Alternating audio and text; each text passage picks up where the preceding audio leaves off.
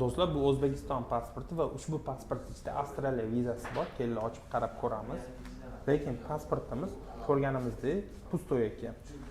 Bilsanglar, Avstraliya vizalari odatda onlayn shaklda, elektron formada bo'ladi va talabamiz Oybek vizasini 3 yilga olgan, 2025 dan 2028 gacha, yoshlari 2007-yil va uje 18 ga kirgan bolalar uje Avstraliyaga ketyapti. O'zimizni tanishtiramiz uka.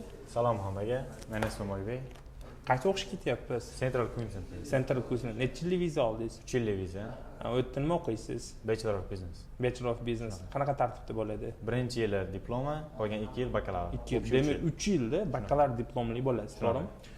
Do'stlar, mana O'zbekistonda o'zi bakalavr dasturlari 4 yil bo'ladigan bo'lsa, Avstraliyada 3 yil davomida bemalol bakalavr diplom olsa bo'ladi. Bu qanaqa bo'ladi? Birinchi yili diplom o'qiladi, qolgan 2 yil davomida bakalavr va oxirida sizga bakalavr diplom beriladi. Agar sizlar ham Avstraliyaga bormoqchi bo'lsangiz, bizga murojaat qiling. Ushbu protsessda sizlarga yordam beramiz.